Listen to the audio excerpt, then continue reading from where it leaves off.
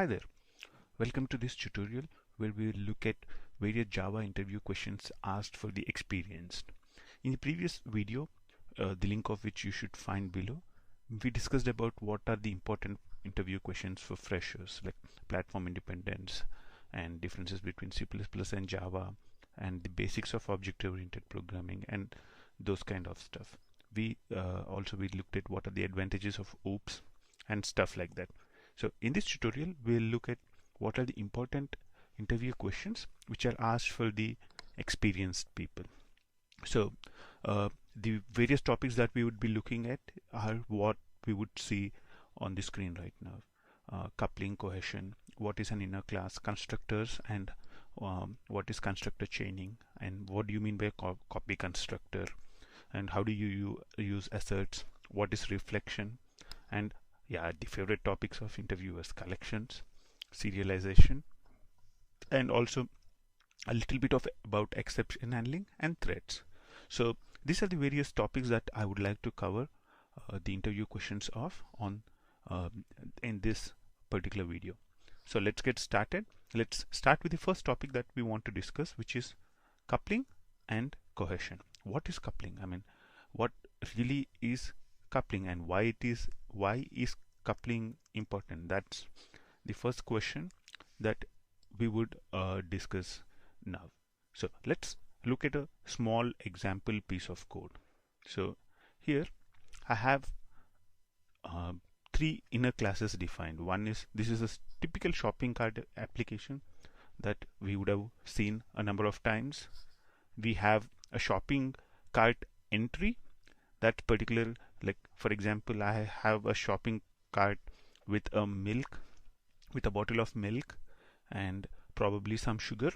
Then for each of the entries you'd create an object of this class. So I would have probably 5 quantities of what price. So I have 5 milk and the price of milk is 10, and probably I have one bag of sugar and the price is 15. So for each of those a shopping cart entry is created. The shopping cart holds all the list of items which are already in the shopping cart. So and you have the order class which is actually doing the calculation of the order total price. So when I want to calculate the total price that a customer has to pay, I use this order total price. If you look at this order total price, it actually is doing a lot of things. First thing it's doing is it's actually multiplying the price and quantity. So because I have 5 things and price is 10, so 5 into 10, 50 is the total price, and it's adding that for all the things in the cart. And also you would see that it's calculating the sales tax. So if you look at these particular classes, these are tightly coupled, because if let's say I change the name of the price, if I change the name here from price to something else like price 1, or there's some internal change which is done to this class, then this class also gets affected. So this price, how it's done, would get affected. Also, if there is a change in, let's say right now this is an array. Instead of using an array, I want to use an array list here. So in the shopping cart right now we are using an array to represent the items, but let's say at a later point in time I would want to use an array list to do things in the shopping cart. Then this thing would not work, because the way I would, like, cart.items.length is array specific. So this would have to change. So this method actually knows a lot of things about the cart item, shopping cart entry, and the shopping cart, and that's not really good design. In a good design, a class should not know a lot about the other class. I mean, a class should not call should not know the internal details of another class, and that is what a coupling is measure of. Coupling measures how much does a class change when the other class changes. So if I change something in this shopping cart entry, how much does this order class gets affected? If I say change this items from an array to array list, does it impact any other class, or is the impact only in this particular class? That is really what coupling measures. Coupling measures how much a class is dependent on other classes. There should be minimum dependencies between the classes. One class should not be dependent on the other classes. It should be self-contained. And whenever something changes in the class, it should not affect anything else in the other classes. Now let's look at the solution for the same problem.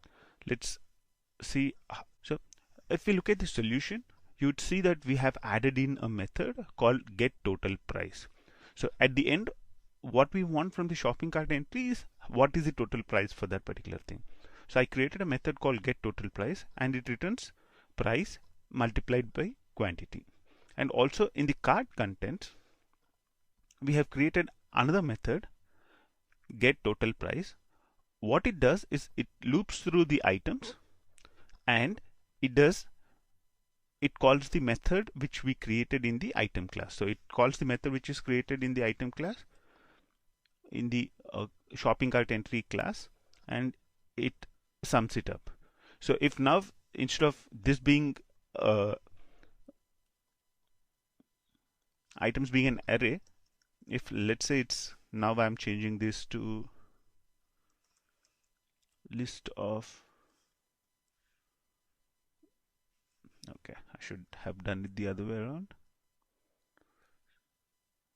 Oops. So it's list of shopping cart entry items. So oops, let's resolve the inputs. So you'd see, even though I'm changing from array to array list, the rest of the code doesn't get affected at all.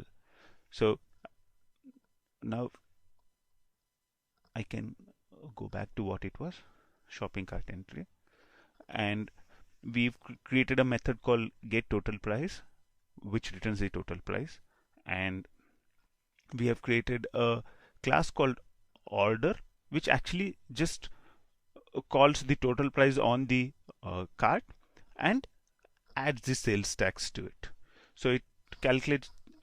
So that's basically, so the responsibilities from between the classes are clearly divided. So order class, all it's responsible for is calculating the sales tax.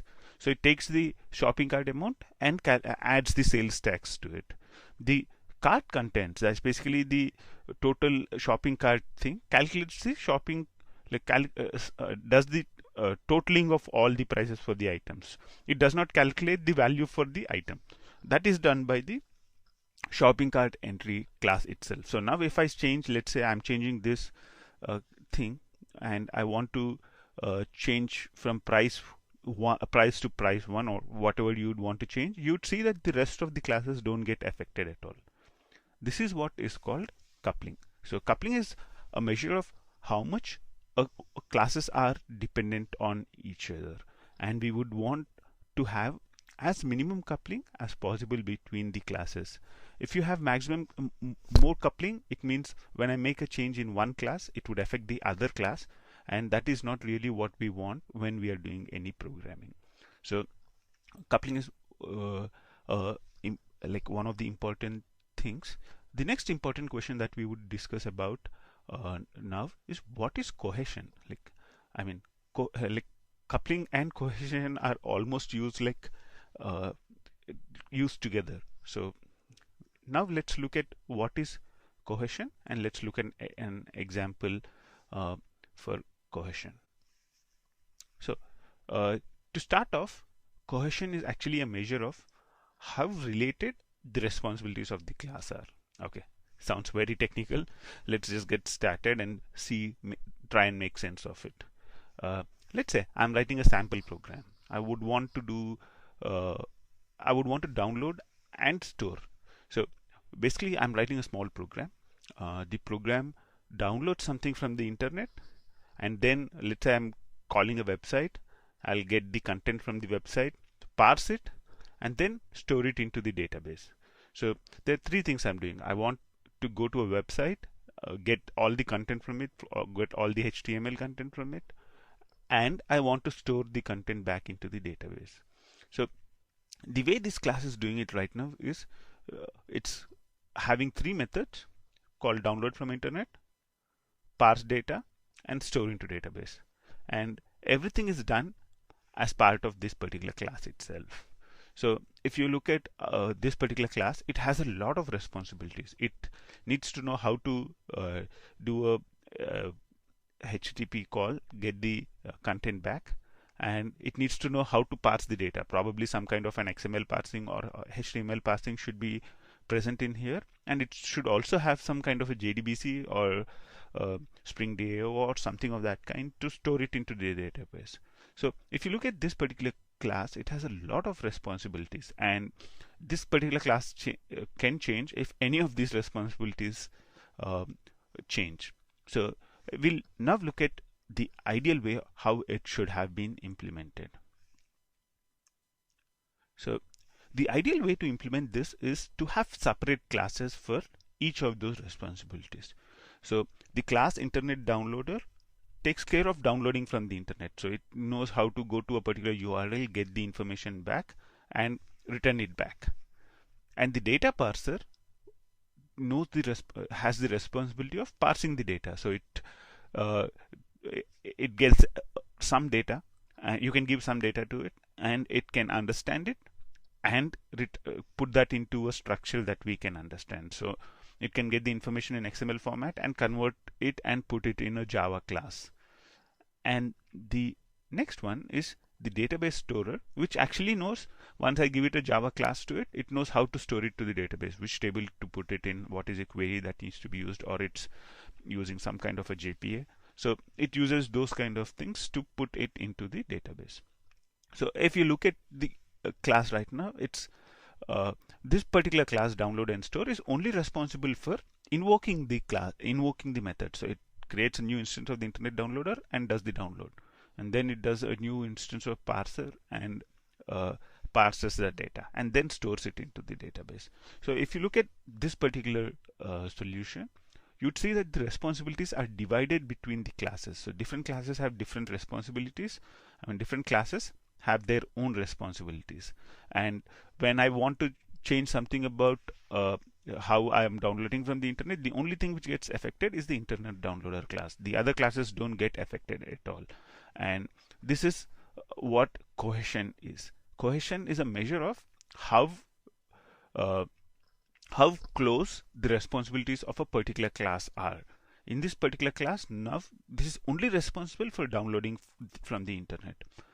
However, in the earlier example, if we look at it, this particular class was responsible for 4 or 5 other things.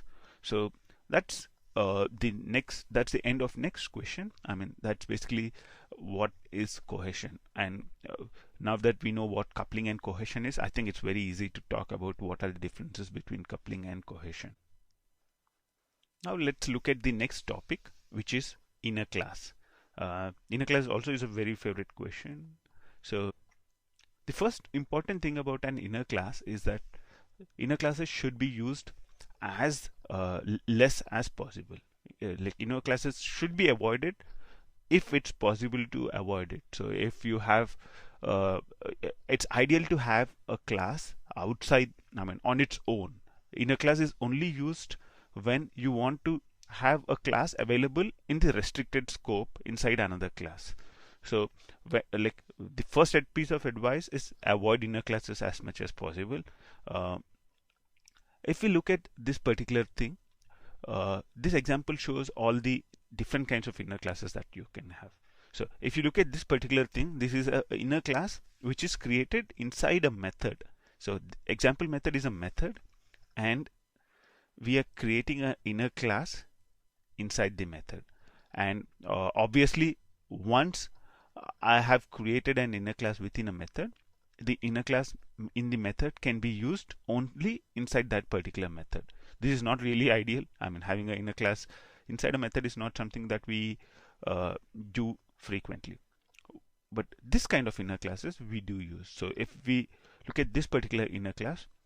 This is we have an outer class inside which we are defining another class, which is called public class inner class, and you'd see that we have a inner class variable. So inner class can have member variables of their own, and you can see that we can also create a few methods in there. And if you look at what are the things that are available inside the methods of an inner class, all the variables of the outer class. So the outer class variables are also directly present in the inner class. So this was an outer class variable in the sense that it's declared here in the outer class, and we are making use of it in the inner class in here. So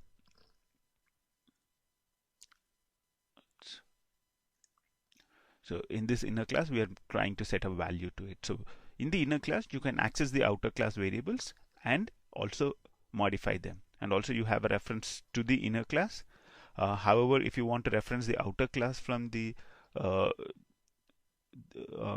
inner class, you have to use the name of the outer class. I mean, the name of this particular outer class that we created is outer class itself. So I do outer class dot this. So yeah, so basically an inner class is a class which is defined in another class. Here, if we look at this, we have a class called outer class, and inside that we created this class called inner class. This is basically an inner class.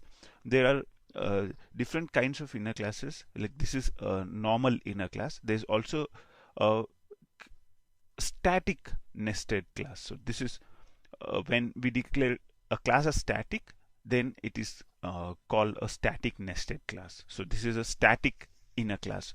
When we see the static inner classes, the most important thing is the static keyword.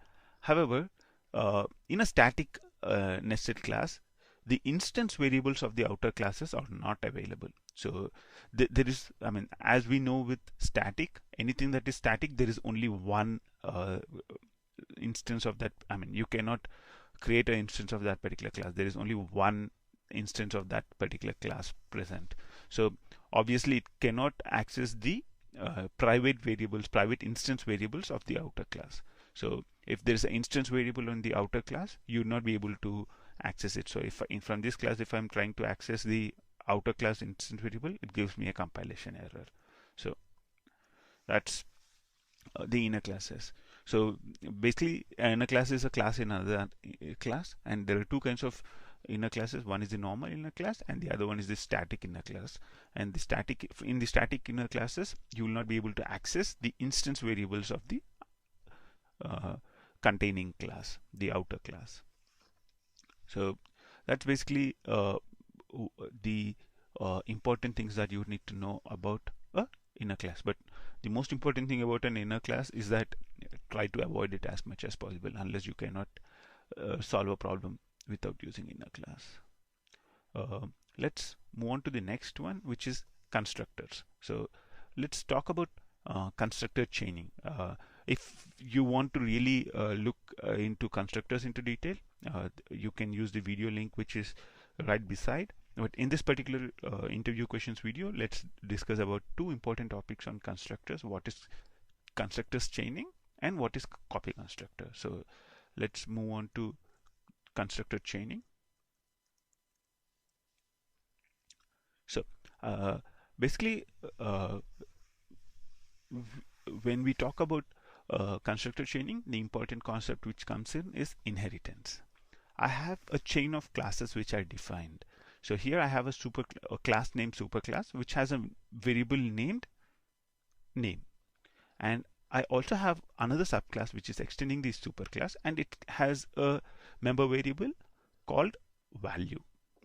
So if you look, this superclass has one constructor to accept the name. So it accepts the name and sets the name to the sets the whatever values passed to the name variable. And the subclass, it is having a constructor which accepts the name of the superclass. So the name of the superclass and the value. So if you see, the value is present in the subclass.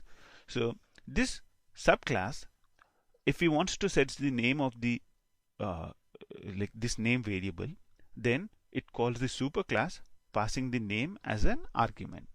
So if you look at this subclass constructor is calling the superclass constructor. So it's calling the super, if you look at it, it takes me here.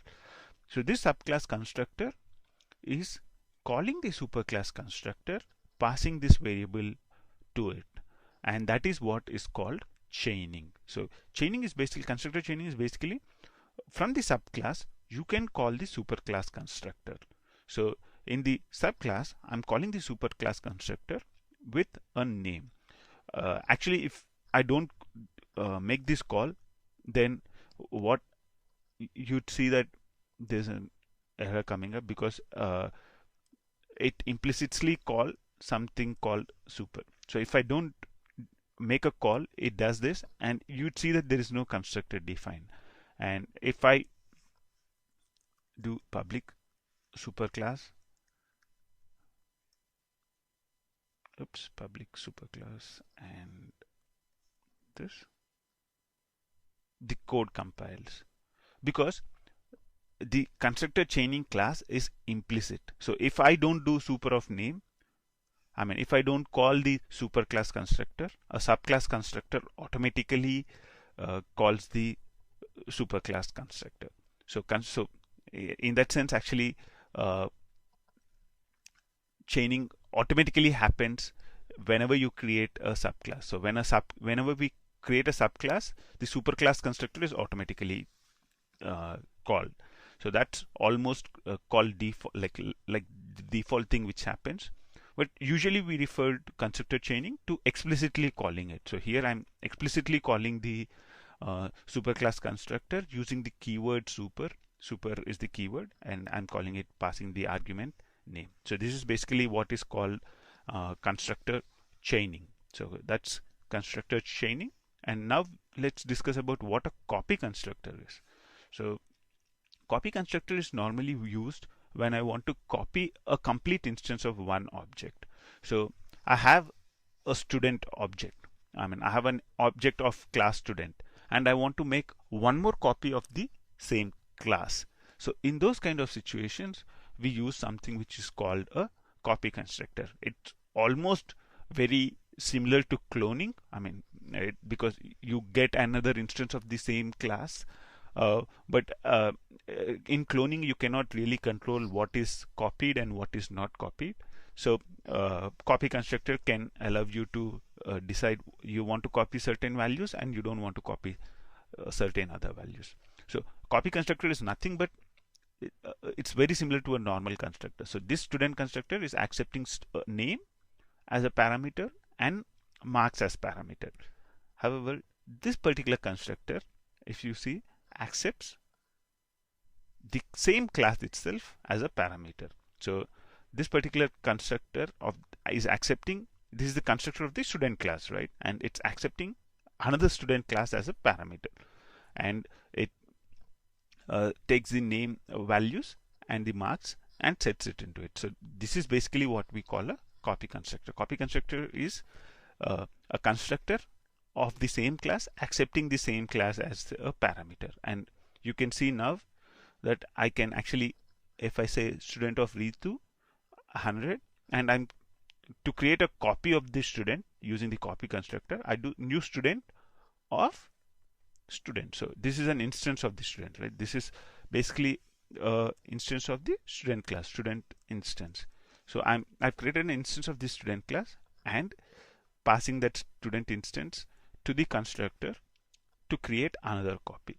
If you change the value of student in this student instance to something else, the student copy does not change, because this student copy is a different class on its, different object, different complete object instance on its own.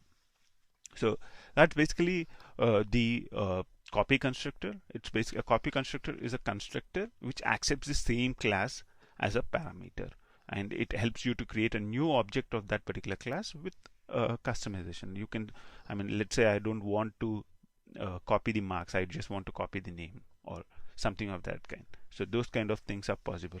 It's, if there are 100 variables, I just want to copy 50 member variables. Then I can use a copy constructor. It's very similar to cloning. I mean, the end result is very similar to cloning an object. The next thing that we will look at is asserts. So asserts is a concept which was introduced in Java 1.4. It's basically a way to check when a method is called whether a certain constraints are met. So let's say I have a shopping cart class or some method in the shopping cart. I want to always make sure that the quantity of items is at least 1. So if the quantity items is -1 or -2, I don't want to even go into the method. And it's not really a exception handling because I don't really expect that method to get -1 or -2, or I expect it to be always called with 0 or 1, but I just want to be safe. And in that kind of scenarios, I use assert. Assert is not really for negative scenarios. I mean, if let's say a user enters a value on the screen -2 and you are validating it, in those kind of situations, you should not use asserts. Asserts in those kind of scenarios, we should use exception handling because you -2 is a value that you expect and user is entering a wrong value, then you should tell the user back that you are doing something wrong. Asserts are more used in scenarios where you don't really expect that to happen at all. So you're talking to some other system and let's say -2 is a value that you don't really expect from that particular system.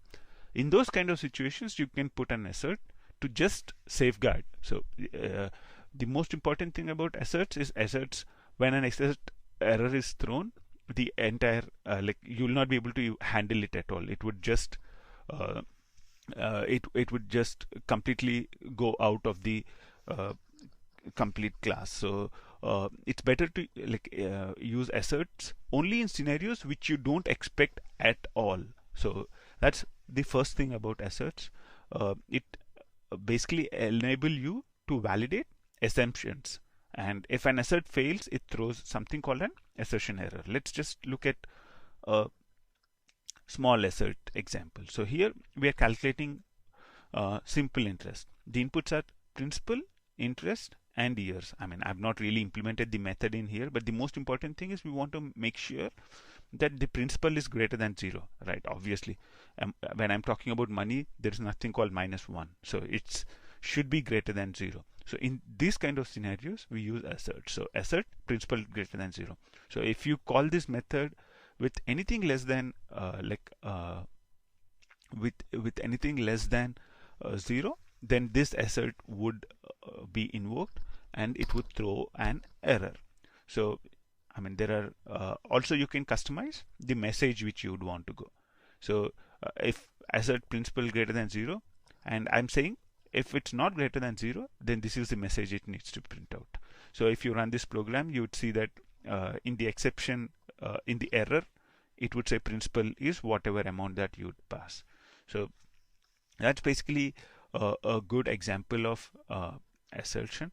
So the most important thing is assertion should not be used to validate input data to a public method. So assertion is not a way to validate a user entered data. In those kind of situations, it's better to use an illegal argument, or you handle it and show it to the user. Asserts are more to a private methods to make sure that a particular value is within the accepted range of that particular method. And also there are features where you can disable the asserts as well.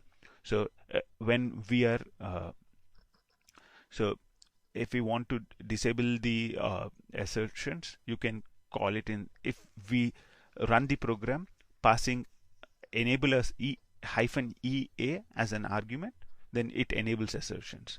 And if you pass it -da as an argument, then it would disable the assertions. Also, you can selectively enable and disable in certain packages, in certain classes, and all that kind of stuff.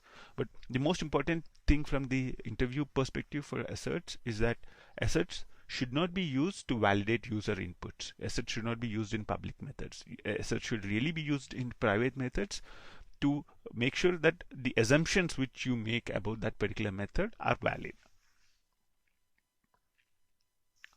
In the next important question is usually reflection. So what is reflection? And oops. So I have a number of classes which are present in Java, right? For example, I have interface called list, which has a lot of methods inside this. This list interface has a list of probably 20-25 methods inside it. One of the implementations of the list interface is the ArrayList class. This ArrayList class has a lot of constructors and a lot of methods. If I can see, so if you look at this particular ArrayList class, it has all these kind of, so these are oops. So these are the elements which are present in this particular class, and these are the constructors. There are 3 different constructors which are present, and there are a lot of methods which are present in this particular ArrayList class. So if I want to dynamically get a list of, so I have this ArrayList class, I want to find out how many member variables are present in this ArrayList class, 1, 2, and 3. I want to do that in a program. So in a program, I want to find out how many member variables are present in this array class. Or I want to find out how many constructors are there. So 1, 2, and 3. I want to write a program to find out the number of constructors which are there in the ArrayList class, 1, 2, and 3. I want to write a program to find out how many methods are there in the ArrayList class. So there are a number of methods in here. So if I want to programmatically do this kind of stuff, I want to know about a particular class. I want to know how a particular method has to be called in a particular class in a program. In those kind of scenarios, we use this concept called reflection. So reflection gives you details about the implementation of a particular class. So it gives me details about how many member variables are there, how many methods are there, how many constructors are there, how many of those methods are private, how many of those methods are public. So all this information you can find dynamically using this concept called reflection. Actually, reflection is a very, very simple concept. So if we look at this particular thing, so the most important thing about reflection is the input to that. So if you look at this particular thing, I am creating a class, like to do reflection, I have to create something called a class, and I'm passing what class it is, what kind of a class type is it, and I'm passing to it the class which I want to find details about. Here I want to find out details about the java.util.list class. So I want to find out, it's actually not the class, but it's an interface. So I want to find out details about the list interface. I want to find out what are the different methods which are present in this interface. So this is how we do it. So I create let's look at one more example. I mean, here I want to find out the details about the ArrayList class. So I'm doing java.util.arraylist.class it, and I want to find out I'm creating an instance list class. It's instance of this with this as the type, and to find out the constructors, there's a method called listClass.constructors. Let's see what are the other methods which are present in here. So you can get constructors, you can even get annotations. You can see it here. Oops, let's zoom down. So you can see, and you can get a lot of other details that you can see. So you can see what are declared constructors, what are the declared fields. Declared constructors, like when I create a class, it also gets a few constructors from its superclass. So declared constructors gives me only the constructors which are defined in that particular class alone. I can get the declared methods. Yeah, what are the methods which are declared in that particular thing? So there are a lot of stuff that you can get fields. What are the declared fields? What are the member variables which are present in there? What are the interfaces that it's implementing? What is the superclass of that particular class? So you can get all this information from the list class. So this is what reflection is. So reflection, to be able to do reflection on a class, all that you need to do is uh, take the instance of the class and do a dot class on it. So dot class on it and pass it, create a class variable with it, and you can get all the inter. So an even easier way of doing this is directly use this. So if I want to find out, if I want to do reflection on, let's say, the ArrayList class, I can also do something of this kind. So I can say, instead of creating an instance of it, I can directly do dot, and you can get information about that particular class. So you can do dot get constructors. It would print what are the constructors which are present in that particular class. You can do dot get fields. You can print all the fields which are present in that particular class, or all the member variables which are present in that particular class. Get method, you can print all the methods which are present in this particular class. So yeah, so that's what reflection is all about. Reflection is to find the internal details of this particular class. So if we look at an example, if we run the reflection examples dot get ArrayList constructors, this is the output which is printed on the console. So it prints java.util.ArrayList of int. So it's basically saying there's a constructor which accepts an integer as a parameter. That's basically the size. There's a constructor which accepts nothing as a parameter, and also there is another constructor which accepts another collection as a parameter. So these are the three constructors which are present. And if we look at what are the fields which are declared in the ArrayList, you would see that there are these fields which are declared in the ArrayList. If you look at the declared methods in ArrayList, it's a big list, but these are the first methods which are printed: add method, get method, and you can add in a position. So there's an add method with a position and an object. So that's about reflection. Reflection is a very important concept, and these are typically the important things that you need to know about reflections from an interview perspective, where we are looking at the overview interview questions asked on the collection framework, like what are the basic interfaces which are present in the collection framework. Can you give a basic overview, like what are the classes which are present in there, which class implements which interface. And also we'll look at how you can use generics in a collection framework, and also we'll go ahead and see what is the collections class and what you can do with the collections class. The first class in the collection interface, is the collection interface itself. The collection interface offers different methods which will allow you to add, remove, or get a value from a list of things. So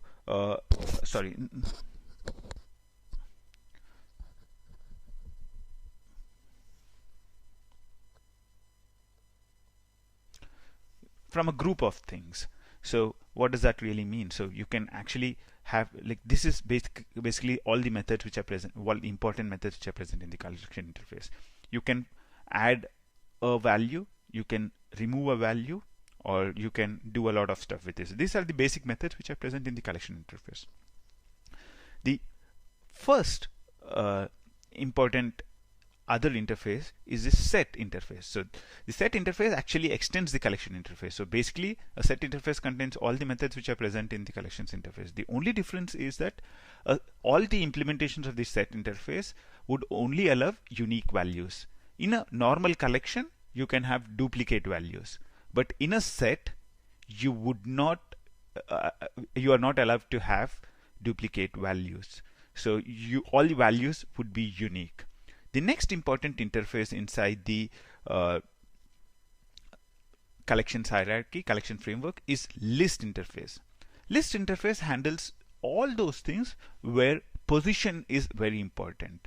So let's just take this list of batsmen. They are ordered in the sequence of their runs. So in this particular thing, the position is important. So I want Sachin at 0, Lara at 2, and probably Kohli somewhere down the line. It's not really 3, but somewhere down the line.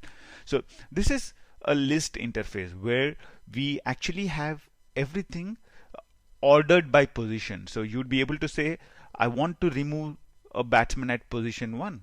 I want to get the batsman at position 2. I want to set the batsman at position 2 as ponting. So these are the different kinds of methods which a list interface offers. So just to recap, first we looked at the collections interface, which contains basic methods. Then we looked at the set interface, which doesn't allow duplicates, but other than that there are no new methods in the set interface. The list interface also extends collection. So in addition to whatever methods are present in the collection interface, it offers these new methods based on position. So you would be able to say, I want to get the value at a particular position. I want to set the value at a particular position to this. I want to add a value at a position. The difference between set and add is that set will change. Let's say I would do set 1 comma Kohli, then it would change the value here to Kohli. The same thing if I want to add 1 comma Kohli, then what happens is the rest of the values would be pushed outside, and here Kohli would be inserted again. So that's another important thing. The list interface allows for duplicates. So in a list you can really have duplicates. If you don't want to have duplicates, then you should go for a set. So these are the most important interfaces which are present inside the collections hierarchy, which implement the collections interface. Other than that, there is a queue interface which is present, which is to store a list of values in a way you can get the last and first values easily. The last important interface is the map interface. So the map interface, most important thing, it doesn't extend the collections interface, and it offers methods which allow you to use key value pairs. So a map interface, if you look at all the methods, they are based on key value. So for this key, what is the value? For this key, what is the value? So this is what a map interface allows. So you would have methods which would all interact with these keys. So you would be able to put key 1 comma value 1. You will be able to remove key 2. You can add key 3 comma value 3, or change the value for particular thing. So if you look at all the particular methods which are present in the map interface, they are based on the keys. So it's a key value pair. So all the methods in the map interface would be redirected, would be in a key value related things. So in an overview, if I can summarize, the collection interface offers the basic methods. Set interface is just an extension of the collection interface, but you will not be able to store duplicates in a set. A list interface is an extension of the collection interface, and it allows methods based on position. So I'll be able to say at this position store this, at this position store that. And a map interface, on the other hand, allows you to add values based on a key value pair. So you can say this key is this value, and you'll be able to remove a key, add a key. You can get the list of keys. You can find out a lot of things based on the keys. So that's the overview of the collection interfaces. So that's the first that's the answer to the first question. What are the basic interfaces of the Java collections framework? Next, let's go on to the basic overview of the collection framework. So now that we looked at the collection classes, we will take a look at the different classes which are present and get an overview. I'll keep it really quick. If you really want to go into the details, you can look at the other videos on this channel as well. I mean, there's a big series of playlists with videos which are just related to collections. So as we said, the collections interface is the basic. Set interface extends collection interface, and so only allows duplicates. The first class which implements the set interface is hash set. Hash set is an unordered and unsorted. By unordered we mean if we implement like the order of insertion is not maintained. So if I insert a set of values, then there is no guarantee that they will be stored in the right order. So if I insert Sachin first, Dravid next, and Lara after that, there is no guarantee that I will get elements in that order back. Probably while the hash set is storing the values, Kohli is stored first, Sachin next, and Lara after that. So that's possible. So that's what is unordered. So it's unordered and unsorted. Unsorted means it doesn't sort the values. So a set only ensures that it's unique. So the basic characteristics of a set is that all values would be unique. However, a hash set is a specific implementation of a set where the elements are neither ordered nor sorted. So it's just stores things in, like a hash set just stores things. So there is no order and there is also no sorting. However, a linked hash set is one where it's ordered. That means if I insert Sachin first, Dravid next, and Kohli after that, the way they are stored also is same. So Sachin is stored first, then the next, and then the next one. So linked hash set is an ordered thing, but it's unsorted. So if I insert B first, X next, and A after that, it will store B, X, and A, and it will not be in the sorted order. Sorted order would be A, B, and X. So it would not store it in that way. It would just store it in the order of insertion. So it's, if I insert in this order, let's say I insert A first, then I insert X, then I insert B, then the way it's stored inside would also be the same, A, X, and B. In hash set, if I did a X, B insertion, the way it would be stored would be, I have no idea. It can be X, A, B, or it can even be B, A, X, whichever way it wants to store it. The hash set only ensures that the list, like the values which you insert, are present. It doesn't say anything about where they are present. In a linked hash set, they are inserted in the order of their insertion. So if I insert in this order, A first, X next, and B next, it would be A first, X next, and B next. So that's linked hash set. The tree set, however, stores it in the sorted order. So if I inserted elements in this order, then it would store it in this order. So A, B, X, that's the sorted order. So if I say A instead of X, if I inserted in A, C, B, it would store it in A, B, and C. So tree set implements it, stores the values in a sorted order. So that's the three important classes which are present inside the set interface. The list interface, as we discussed earlier, allows based on position. The important classes which are present in the list interface are ArrayList and Vector. ArrayList is very basic implementation of the list. It doesn't ArrayList, Vector, Linked List. Those are the important classes inside the which implement the list interface. ArrayList is is very basic implementation of the list. You can add a value, you can remove a value, and a lot of stuff. Vector is little bit the only difference between a vector and an array list is methods in vector are synchronized. The most important methods in vector are synchronized, which means you can use this in a multi-threaded environment, whereas array list you cannot use it in a multi-threaded environment. The other class is linked list. Linked list has each element is linked to the next one, so there is a link between each one of them, and hence in a linked list, insertion and deletion are much faster. So compared to an array list, the inserting and deleting values from a linked list is faster. However, the traversing, iterating the list is slower. So in a linked list, iterating the list is slower. So those are the important things about the list interface. The other interface which we are going to look at is the map interface. Map interface, as we discussed, allows key value pair kind of stuff. And the important implementations of the map interface are hash map, hash table, and linked hash map.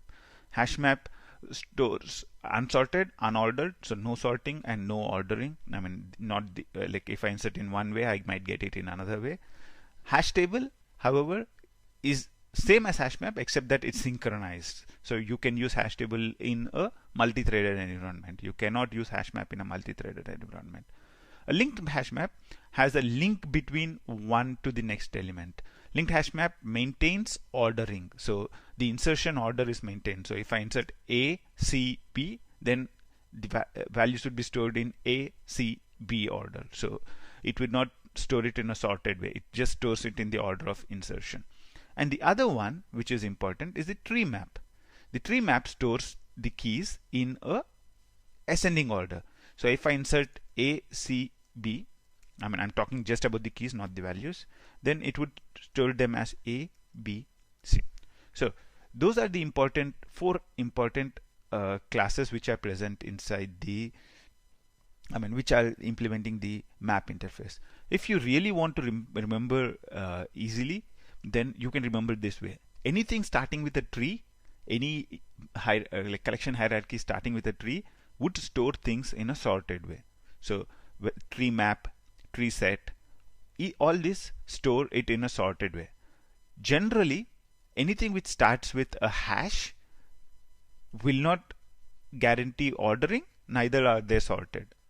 So anything starting with hash, like hash map, hash table, all these kind of hash set, these don't store order, neither they are sorted. So anything started with hash would be unsorted and unordered. Anything starting with linked, on the other way, would be ordered. So when anything starts with linked, then the order in which I insert will be the order in which they will be stored. So linked hash mapped, linked set, all these kind of stuff, everything starting with linked, the order is maintained. However, it will not be sorted. So it will be in the order of insertion. It will not be sorted. So the three keywords are hash. Hash is unsorted, unordered. Linked. Linked is ordered but not sorted. And tree. Tree is sorted but not ordered. So I hope that's useful for you to remember this stuff. So it's a lot of classes. I know it gets confusing, but yeah, that's about the collection framework interview questions on the basic overview. Now let's just get into generics. Let's just look at a generics example. So if you look at generics, generally when I like how are generics and collections related? That's basically the question. And the way it is related is something of this kind. So if you look at this particular code, there is array list of numbers. However, there is nothing which says what type of things this array list contains. So does this array list contains a number, or does it contain a string? The only indication is from the numbers. However, from the type, I would not be able to say anything. That's where the generics come into picture. So also, let's say something dot add, I can add 5 to this. So I can, if I don't say what type an array list is, I can add a string, and I'm adding a number to it. I can add anything else to it. That's where the generics come into picture. So a generic helps us specify a specific type for each one of these. So here I'm saying new array list of integer. So I can only add integers. So if I can say numbers.add 5, numbers.add 6. But if I say numbers.add 6.0, it would give me a compilation error, because 6.0 is not an integer. It's a float, or it's a double. So this guarantees type safety. So that's the most important thing about generics. It guarantees type safety. So there are a lot of other things about generics that you need to know. You can look up the other tutorials which are present on generics in our channel. We'll move on to the next question now. What is the collections class? So is there a class called collections? So the most important thing is collection is an interface. So when I say collection is an interface. However, collections is a class. Collections is a class which has a lot of utility methods which can help you to do things on a collection. So I'm looking up now the collections class from the Java util. So it's in the Java util package. So if you look at the different methods which are present inside the collections, the most important one is the sort. So let's zoom in. The most important method inside the collections interface is the sort method. So you would be able to sort a lot of like everything using the collections interface. And the other important methods inside the collection interface are to find out the minimum, to find out the maximum, and if you want to find a list of things, or if you want to copy a list, those kind of methods are all present inside the collection. You'd want to do a binary search, and reverse a list, shuffle a list. So these are the kinds of methods which are present inside the collections class. So collections class contains various utility methods which help you to play around with any collection. So it contains sort, binary search, it contains reverse, shuffle if you just want to put them in random order, and you would be able to have the minimum, maximum, and replace, and these kinds of methods which are present inside the collections class. Collections class is basically, you can think of it as a utility class for the collections interface. So I mean for the collection interface. So collections class is the utility interface. So it offers a lot of static methods. You can just say collections.sort and pass a collection to it. So it will ensure that it's sorted. You can say collections.reverse and those kind of stuff. So all utility methods which are related to the collections collection interface, collection framework are present in the collections class. Next we would go on to some concept called serialization. So what is serialization?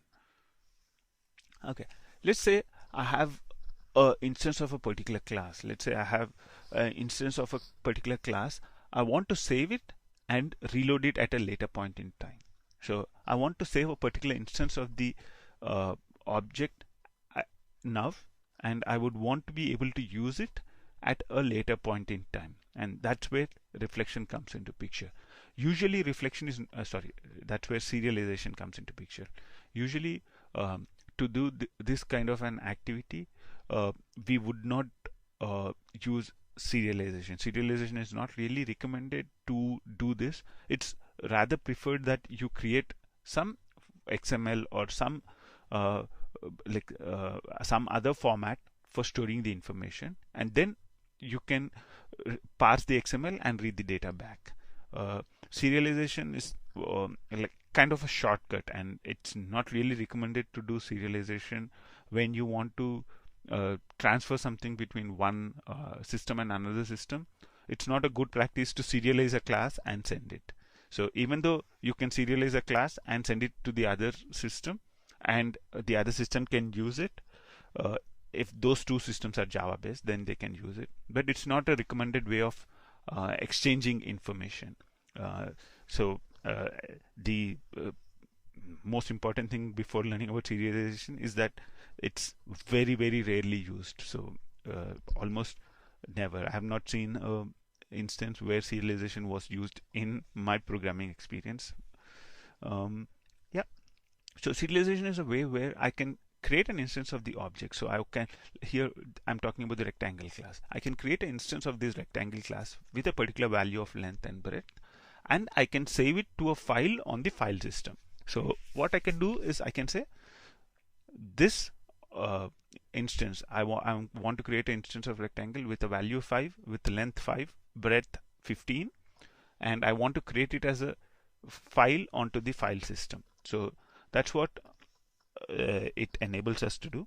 So if you look at this, this is what serialization method is. So I'm creating a write object, and to which I'm passing a stream, the object output stream, and all that you need to do is call the default write object. So that's all that you need to do to be able to serialize an object. So if we look at it right now,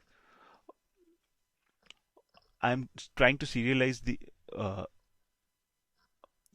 the rectangle object. So what I've done is I've created a new rectangle of 5, 6, and I'm writing it to the object output stream, and the name of that particular class is rectangle.serialize. So if I run this program, what happens is a file called rectangle.serialize is created.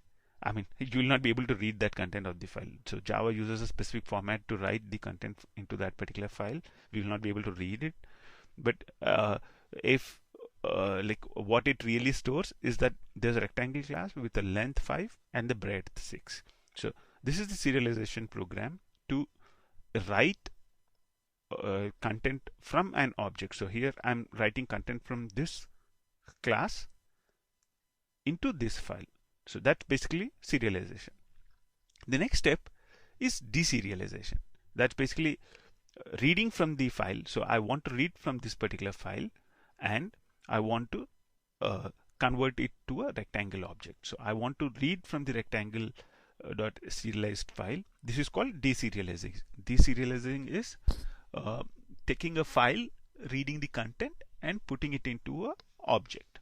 So that's what is being done in this particular thing. So here we are doing deserialization, and you would see that once it's deserialized, you'd get length and breadth values back. So here I'm putting 5 and 6 and storing it, and here I am reading the file and printing whatever I'm reading it. So if I run this program, you would get that this value is 5 and this is 6.